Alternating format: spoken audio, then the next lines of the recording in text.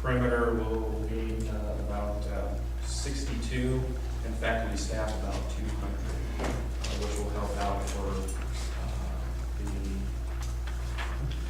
life science, physical science building, and Whittier, which will open as well. But just to let you know, Main Street will be open, and have that okay by move-in. The main reason I'm here is to introduce the transit implementation or the improvement plan, and to give you some background. Last year, Parking and Transit Services hired Chance Management. They're a consulting group out of Pennsylvania. They do a lot of campus parking, transit branding, access management. And I had selected them to evaluate the system, and we were looking for 5 things. Identify any service or operational improvements, which they did. Potential for reducing operating costs. The main thing was to at least keep it in budget, or its existing budget. Optimize route coverage and bus stop configurations. They did that. Evaluate the capacity and capabilities of our current fleet. That was an interesting item. And evaluate the current capabilities of StarTrain Route 24. And what they came up with, or I guess some of their key findings were a lot of our routes, perimeter, 1923rd, and even the StarTrain, they were very circuitous. They operated in a single direction, which was beneficial for the riders, which is 95% students, one way. So it either got you into campus pretty good, but when you wanted to leave campus or get back to where you were, you had to meander through the rest of the route, and it was really inefficient. Perimeter service has been reduced just due to demand in the perimeter lots, where you go garages. We have a much more efficient use of the space, and we've been accommodating more folks in the core camp or around the core campus in the parking structures. So perimeter, it has been slowly losing a lot of with exception of the perimeter route, most passengers were not traveling to or from the UNL parking facility. They were traveling to East Campus or across campus, or between classes to other facilities. The 1923rd Street area, which is very busy, it was kind of a lot of folks wanted to go to East Campus. The path to get there was to Hensley, and then transfer and go to use the StarTran service to East Campus. It was time consuming, and it's a circuitous path.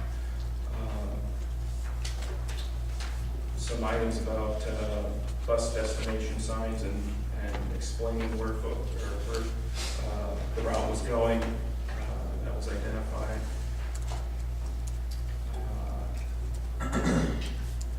And buses leaving East Campus, 35th Street, that exit, that was a fairly congested intersection at times, especially when faculty staff were leaving.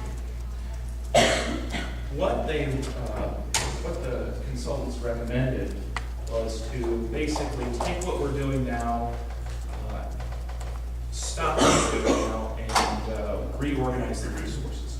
So the perimeter route, which is probably very similar to our current perimeter route, but it's cut in half. It does not circulate to the south part of campus.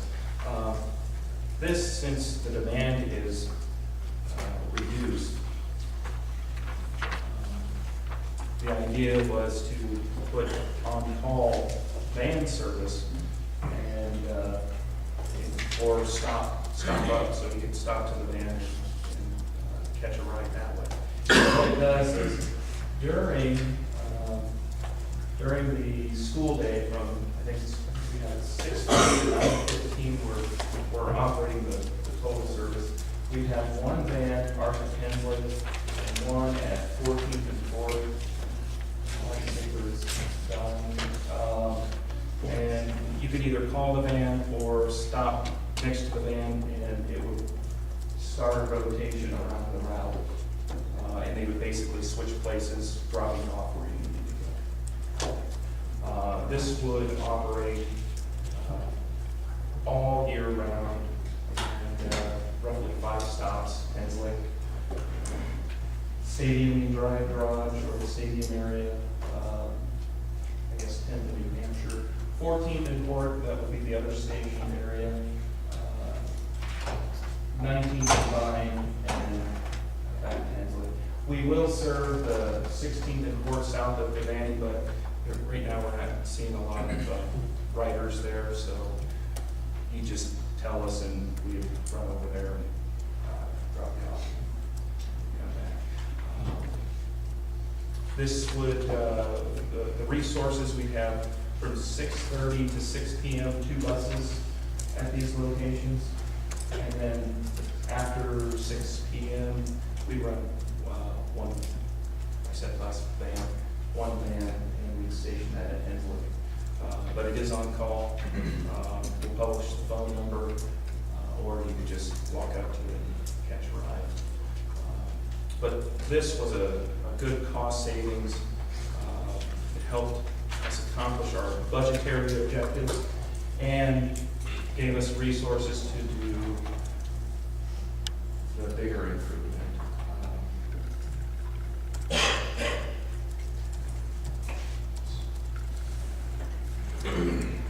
That is, take those resources, combine them with StarTran, and create a massive route that connects East Campus and City Campus with 8 buses for the peak.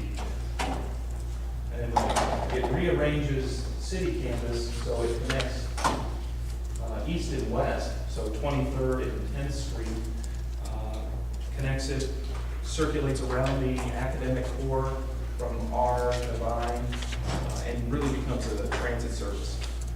There's 8 buses on here. It would be a 10-minute headway, all scheduled. And once we get the approvals, or once StarTran gets the approvals to release their automated vehicle location system, we'll tag on with that, and all the buses will have GPS, and you'll be able to see the locations. We'll start working on an ADL system to identify buses. So not only will you have a schedule for the buses, but either by text message or some type of web browser, you can see where the bus is located on the route, and you don't have to worry about the whole, I gotta go stand out for 5 minutes. You could sit in your car, you could wait in the bus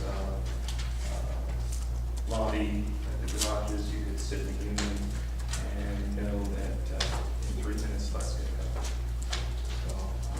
So, and a lot of the systems that we've seen have kind of estimated arrival times. So that's what we're looking on for the technology piece. Restructuring the routes, creating this big route creates a greater connection to the campus. Now, the lines are a little confusing, so I'll see if I can explain this to you. East Campus will start with East Campus. It'll circulate both services, StarTran, UNL, will circulate in the counterclockwise motion as it currently does today.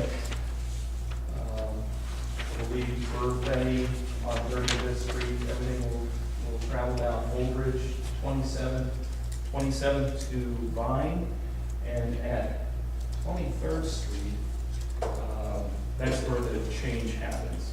StarTran will turn down south on 23rd Street and proceed with the blue